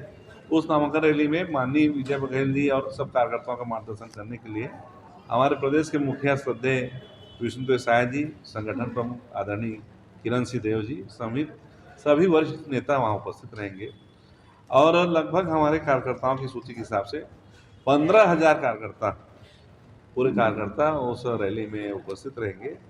और हम सब रैली के रूप में वहाँ पे हमारे वरिष्ठ नेताओं का पहले मार्गदर्शन होगा। मार्गदर्शन के तत्काल पश्चात नामांकन भरने कलेक्टेड आएंगे। भाजपा धोखे से नहीं, कांग्रेस धोखे से उस समय सरकार में थी भूपेश बघेल जी का। लोग, आपको ध्यान में होगा, मैं 5 साल पुराना अगर जाएंगे तो लोग 4 महीने पछताने लग गए। उसका रिजल्ट ये आया कि प्रदेश में कांग्रेस सरकार थी, 72 सीट उनकी थी, उसके बावजूद भी हम सब लोग 11 में 9 सीट हम जीते। 2 सीट बहुत मार्जिनल अंतराल से ही हम हार पाए। तो वो धोखे से भाजपा सरकार नहीं, धोखे से उस समय तत्कालीन कांग्रेस सरकार आई, लोगों को पछतावा हुआ। आज पुनः उस पछतावे से जनता ने समझ गई और फिर जब मौका मिला जनता को, तो जनता ने लोकसभा जिताया। और इतिहास में पहली बार छत्तीसगढ़ बनने के बाद हम सर्वाधिक 54 सीट से जो चुनाव जीते, 54 सीट में हमारे विधायक बने। ये आज तक कभी नहीं हुआ, क्योंकि कांग्रेस के कुकृत्य और पाप इतने अधिक हो गए थे जिससे जनता उग गई थी और वापस वो भाजपा सरकार लाई। कितने सीट आए हैं? 11 के 11 हम जीतेंगे। महतारी वंदन योजना को लेकर कांग्रेस हमेशा भ्रम फैलाने का काम करती है, झूठ धोखा उसके व्यवहार में है। आपको मैं बताना चाहूँगा, सन 2006 में जब माननीय डॉक्टर रमन सिंह जी उसमें अंत्योदय योजना के तहत 3 रुपये किलो चावल लाए, तो उस समय भी बात कही गई थी ये सिर्फ विधानसभा 2008 के विधानसभा चुनाव की बात की है, ये बंद हो जाएगा। आज कितना साल हो गया, 2006 का जो योजना आज भी चल रहा है। और तो और उस समय इस योजना को छत्तीसगढ़ पूरे भारत में लीड किया। लोग छत्तीसगढ़ की खाद्यान्न योजना को देखने आए, भारत के माननीय प्रधानमंत्री उसकी तारीफ किए, कांग्रेस के प्रधानमंत्री तारीफ किए। और तो और आज उसको आगे बढ़ाते हुए हमारे नरेंद्र मोदी जी ने 5 साल तक 2028 तक उस योजना को 5 किलो खाद्यान्न फ्री की घोषणा की। तो ये भाजपा कोई काम करती है तो ऐसा भूपेश बघेल के समान नहीं कि वो चुनाव आया कि वो उनको बेरोजगारी भत्ता याद आया और कुछ चीज़ें आया। भाजपा कोई काम करती है चुनाव के दृष्टिकोण से नहीं करती, क्योंकि भाजपा काम करती है जनता के हित को ध्यान में रखते हुए। आज भी हमारा उस समय अंत्योदय योजना चल रहा है, आज भी चल रहा है। वैसे ही हमारा जो योजना है माननीय विष्णुदेव साय सरकार का महतारी वंदन योजना, जब तक भाजपा सरकार रहेगी तब तक ये सरकार चलेगी। देश के प्रधानमंत्री ने भी पूर्व मुख्यमंत्री की तारीफ की थी, नंबर 1 कहा। मुझे ध्यान में आता है जब डॉक्टर रमन सिंह सरकार थी, लगभग 16 विभागों ने उत्कृष्ट काम का पुरस्कार हमारे छत्तीसगढ़ को दिया था। ये इस बात का प्रमाण देता है कि हमारी सरकार, भाजपा सरकार कैसे काम करती है। ये कांग्रेस का ही मनमोहन सरकार ने उसमें पुरस्कृत किया था। ये इस बात का होता है कि हमारा काम बहुत अच्छा रहता है। एसीएन न्यूज के लिए दुर्ग से नसीम फारूकी की रिपोर्ट। आगामी लोकसभा चुनाव को लेकर जिला प्रशासन पूरी तरह सजग है। वहीं लोकसभा चुनाव में नामांकन दाखिल करने पहुंचे प्रत्याशियों के लिए दुर्ग कलेक्टर एवं निर्वाचन अधिकारी के निर्देश पर कलेक्ट्रेट परिसर में बैरिकेड लगाकर व्यवस्था की गई है। छत्तीसगढ़ में आगामी लोकसभा चुनाव का आगाज होते ही जिला प्रशासन और पुलिस प्रशासन पूरी तरह से सजग है। इसी कड़ी में दुर्ग कलेक्टर एवं निर्वाचन अधिकारी ऋचा प्रकाश चौधरी के निर्देश पर दुर्ग कलेक्ट्रेट परिसर में पूरी तरह से व्यवस्था की गई है। इसे लेकर पूरे परिसर में बैरिकेड लगाकर पुलिस व्यवस्था कराई जा रही है, ताकि आम नागरिक और चुनाव में हिस्सा ले रहे प्रत्याशियों को किसी प्रकार की असुविधा न उठाना पड़े। बता दें, नामांकन दाखिल करने की अंतिम तिथि शुक्रवार 19 अप्रैल और नाम वापसी की अंतिम तिथि सोमवार 22 अप्रैल तक है। दुर्ग कलेक्टर एवं जिला निर्वाचन अधिकारी ऋचा प्रकाश चौधरी के निर्देश पर दुर्ग कलेक्ट्रेट पर व्यापक तैयारियां की गई है, जिसके चलते पूरे परिसर में बैरिकेड भी लगाए जा रहे हैं। और एक सामने का बनाना है।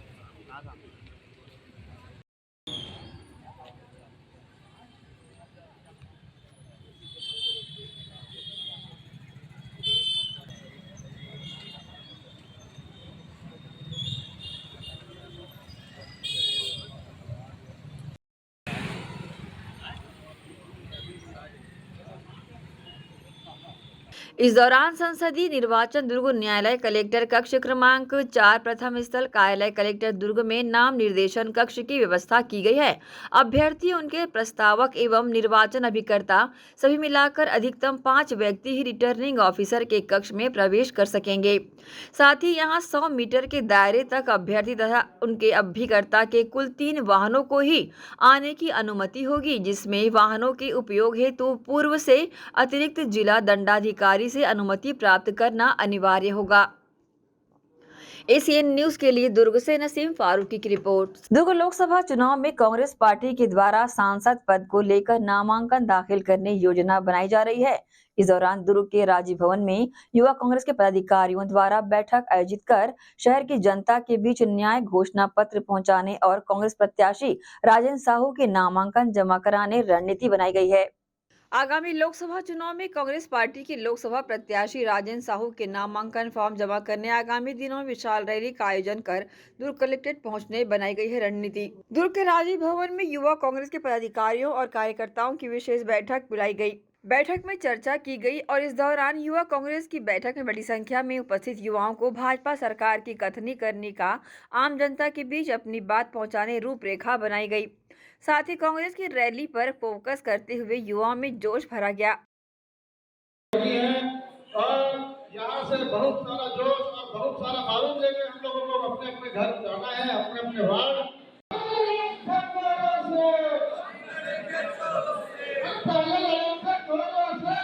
इस दौरान राजीव भवन में आयोजित बैठक में उपस्थित युवाओं को कांग्रेस पार्टी की न्याय घोषणा पत्र के बारे में बताया गया। आम जनता के बीच इस पत्र का प्रचार प्रसार किए जाने की बात पर चुनाव जीतने का संकल्प दिलाकर जरूरी दिशा निर्देश दिए गए।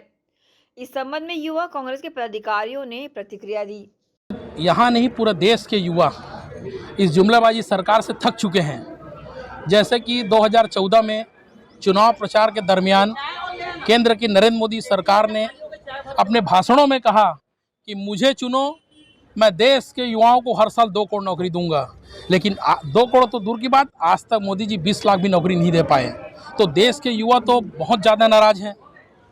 और इस बार 2024 के चुनाव में पूरे देश, भारत देश के अन्य राज्यों से, छत्तीसगढ़ से भी 2004 के बाद सीटें बढ़ेगी और हम यहाँ बहुमत के साथ इस देश में कांग्रेसी सरकार बनाएंगे। छत्तीसगढ़ में अधिकतर सीटें हम जीतेंगे।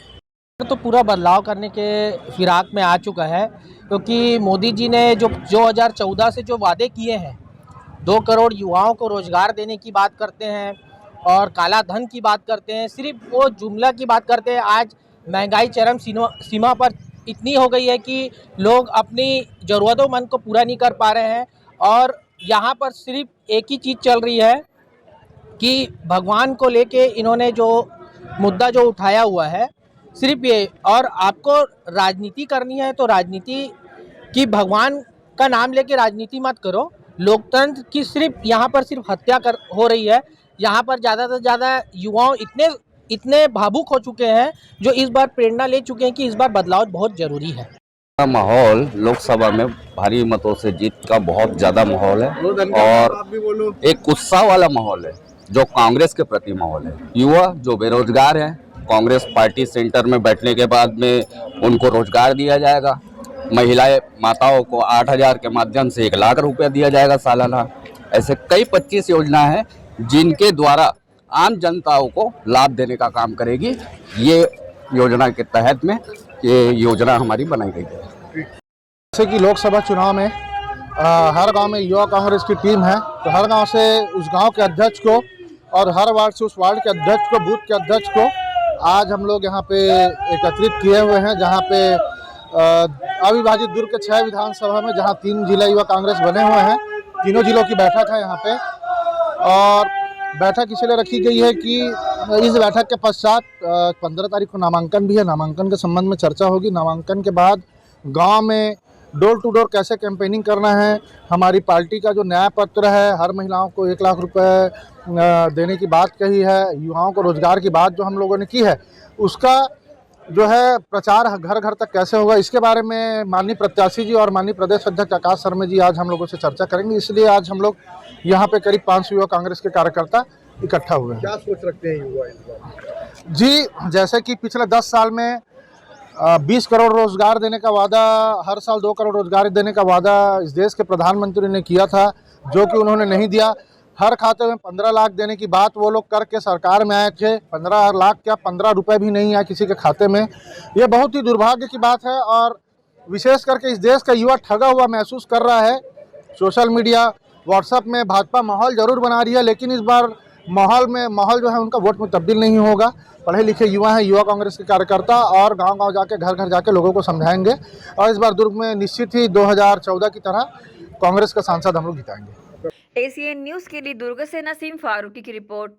अग्रवाल यूथ क्लब भिलाई के तत्वावधान में परंपरा शीर्षक पर एक शाम परिवार के नाम कार्यक्रम का 1 दिवसीय आयोजन कला मंदिर सिविक सेंटर में रविवार को किया जाएगा।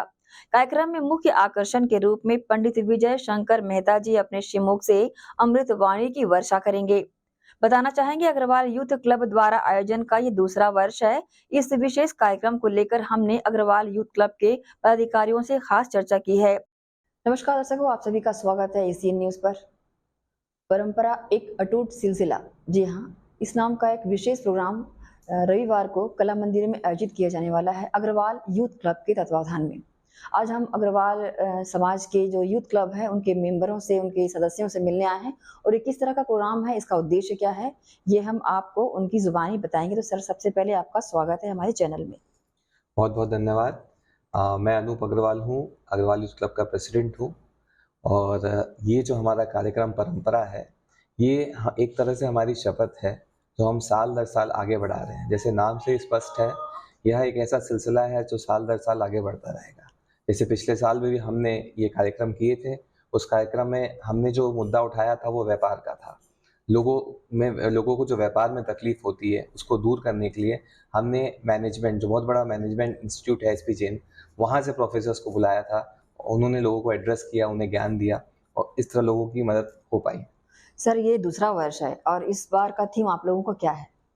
देखिए, इस बार का थीम जो है ना, हमने हर जनमानस के मन को छू जाए वैसा थीम उठाया है। इस बार का थीम है परिवार। देखिए, हर आदमी कहीं ना कहीं एक परिवार के बीच में रहता है और जैसा कि आज के दौर में, आज के युग में हम देख रहे हैं कि परिवारों को संभालना बड़ा मुश्किल हो रहा है। परिवार एकल होते जा रहे हैं, संयुक्त से एकल की तरफ बढ़ रहे हैं। तो आज इस मुद्दे को, इस समस्या को हमने एड्रेस किया है और इसके लिए जो एमिनेंट पर्सनैलिटी है, जो महाविद्वान हैं, पंडित विजय शंकर मेहता जी को हमने भिलाई में आमंत्रित किया है 14 तारीख को कला मंदिर में दोपहर को 3 बजे। तो मैं भिलाई की जनता से निवेदन करूंगा कि वहाँ अधिक से अधिक मात्रा में पहुँच के इस कार्यक्रम का भरपूर लाभ उठाएं, जिससे आपका पारिवारिक जीवन सुगम और सफल बन पाए। इसकी कोई रजिस्ट्रेशन फी भी है? आपने जैसे कि ब्रोशर में दिया हुआ था, क्या है इसके, बताएंगे? जी, देखिए, अग्रवाल यूथ क्लब के मेंबर्स के लिए बिल्कुल फ्री है, पर बाहर के लोगों के लिए हमने मात्र 300 रुपये शुल्क रखा है। इसमें स्वल्प आहार की व्यवस्था भी की गई है साथ में। इस प्रोग्राम का मेन उद्देश्य क्या लेके चलते हैं आप? देखिए, हमारा क्लब जो अग्रवाल यूथ क्लब है, इसे बने हुए 2 वर्ष हो गए हैं। इस क्लब का मेन मोटो ये है कि समाज का ओवरऑल डेवलपमेंट होना चाहिए। इसके लिए हम विभिन्न प्रकार के कार्यक्रम हर साल अलग अलग लेवल पर कराते रहते हैं। जैसे खेल कूद के लिए हमारा प्रोग्राम आता है अग्रवाल प्रीमियर लीग, उसमें ऑल ओवर छत्तीसगढ़ से हमारे अग्रवाल भाई उसमें पार्टिसिपेट करते हैं और क्रिकेट खेलते हैं साथ में। इसी तरह हमारे कई अलग अलग टाइप के प्रोग्राम होते हैं। तो ओवरऑल सामाजिक डेवलपमेंट के लिए हम तरह तरह के प्रोग्राम करते रहते हैं और परंपरा उन्हीं में से एक है। जो पिछले साल आपने प्रोग्राम किया था, क्या बेनिफिट हुआ उसका, क्या यानी फायदा कह रही है, उसका लाभ क्या नजर आया? देखिए, बहुत बहुत बड़ा फायदा मिला है, जो खासकर हमारे सदस्यों को। देखिए, आज ऐसे कई लोग हैं जिन्हें हम जानते हैं पर पहचानते नहीं हैं, पर एक बार जब वो लोग क्लब में मेंबर बन जाते हैं तो ये क्लब नहीं रह जाता है, ये एक परिवार, एक संयुक्त परिवार के समान हो जाता है। यहाँ हर जो शख्स है वो हमारा भाई हो जाता है और भाभी बन जाती है साथ में। तो इस तरह से हम एक बहुत बड़ा परिवार बनते जा रहे हैं। जो मोदी जी का उद्देश्य है वसुधैव कुटुंबकम, हम उसी दिशा में धीरे धीरे आगे बढ़ रहे हैं, जो हमारी सबसे बड़ी सफलता है। इस मिनी इंडिया कहलाता है भिलाई शहर। अग्रवाल यूथ क्लब में सिर्फ समाज के ही अग्रवाल समाज के ही लोग हैं या फिर अदर समाज के लोगों को भी आपने शामिल किया? देखिए, अग्रवाल समाज जो हमारा अग्रवाल यूथ क्लब है, इसके सदस्य तो सिर्फ अग्रवाल है, लेकिन जो हमारे कार्यक्रम है, कुछ कार्यक्रम हमने सभी के लिए ओपन रखे हुए हैं। खासकर जो हमारा परंपरा कार्यक्रम है, ये पूरे भिलाई के लिए खुला है। सभी वर्ग के, सभी समाज के लोग इसमें आके इससे जो ज्ञान मिलेगा उसका फायदा उठा सकते हैं। तो आप सभी से निवेदन है कि भरपूर मात्रा में वहाँ पहुँच के इसका अधिक से अधिक मात्रा में फायदा उठाएं। अभी तक रजिस्ट्रेशन कितने % हो चुका है? जी, हमें भिलाई की जनता से दिल खोल के रिस्पांस मिला है। हमारी जितनी भी टिकटें थी वो पहले ही बिक चुकी थी। अब उसके बाद हमने और एक्स्ट्रा टिकटों की व्यवस्था की है, क्योंकि लोगों की डिमांड बराबर बनी हुई है अभी भी। हम मीडिया वालों के लिए कोई आप लोगों की तरफ से? देखिए, मीडिया वाले ऑलवेज वेलकम है, आप लोग बिल्कुल पधारिए कार्यक्रम में। और मेरा आपसे निवेदन रहेगा कि इस कार्यक्रम को अच्छे से कवर कीजिए, ताकि जो लोग सीटों की समस्या के कारण इस प्रोग्राम को अटेंड नहीं कर पाए, वो कम से कम घर बैठे इस प्रोग्राम का कुछ तो लाभ उठा पाए। जो कला मंदिर के बाहर का जो स्पेस है, क्या प्रोजेक्टर के माध्यम से भी लोगों के लिए इसका प्रबंध किया जाएगा? नहीं, देखिए जी, अभी जो मौसम जिस हिसाब से बदल रहा है, कभी धूप हो जाती है, कभी बारिश हो जाती है, तो किसी भी चीज़ को ऑडिटोरियम के बाहर व्यवस्था करना मुमकिन नहीं है। तो हमने इस प्रकार की कोई व्यवस्था नहीं बनाई है, पर ऑडिटोरियम के अंदर बहुत बेहतरीन व्यवस्था है। फुल्ली एयर कंडीशन ऑडिटोरियम है, कला मंदिर है, बीएसपी की निगरानी में बढ़िया तरीके से मेंटेन किया हुआ है। उसके अंदर हमने पूरी संपूर्ण व्यवस्था इस कार्यक्रम को संचालित करने के लिए बनाई है। अपने आप में एक नाम है मेहता जी का, विद्वान है वो, और क्या लगता है क्या छाप छोड़ेंगे युवाओं पे भी? मेहता जी का सबसे बड़ा जो यूएसपी है उनका ये है कि वो आध्यात्मिक चीज़ों को साइंटिफिक तरीके से युवाओं तक पहुंचा देते हैं। देखिए, आजकल का युवा पुरानी बातों को समझने और उसका पालन करने में कम इंटरेस्टेड रहता है, बट उसमें अगर वही चीज़ें साइंटिफिक तरीके से समझा दी जाए तो उससे अच्छा और कोई फॉलो भी नहीं कर सकता है। तो ये क्वालिटी मेहता जी में है कि वो युवाओं को ऐसे तरीके से बात समझाते हैं कि वो उनके दिल में समा जाती है और उनके आचार और व्यवहार में उतर जाती है। इसीलिए हमने विजय शंकर मेहता जी को भिलाई में आमंत्रित किया है। एसीएन के दर्शकों से कुछ अपील करना चाहेंगे? देखिए, अपील यही है कि अग्रवाल यूथ क्लब के साथ बने रहें। हमारे तरह तरह के कार्यक्रम होते रहते हैं, समय समय पर अटेंड कीजिए। इससे आपकी खुद की पर्सनालिटी का एक ओवरऑल डेवलपमेंट मिलेगा, आप अपने अंदर बदलाव देखेंगे। और एशियन न्यूज़ तो हमारा कवरेज करता ही रहेगा, अभी भी और आगे भी। तो देखते रहिए हमेशा एशियन न्यूज़। आपका बहुत बहुत धन्यवाद। Thank you very much. तो एक यादगार प्रोग्राम कला मंदिर में शाम से है, आप सभी उसके साक्षी बने और इतने बड़े विद्वान जो कि अपने श्रीमुख से इतना अच्छा वाचन करेंगे, उसको अपने जीवन में आत्मसात करिए और अपने जीवन को सरल और सफल बनाएं। तो लगातार हमारे साथ बने रहिए और देखते रहिए एशियन न्यूज़। इसी के साथ ही आप लेंगे इजाजत। आप सब बने रहिए एशियन न्यूज़ के साथ। नमस्कार।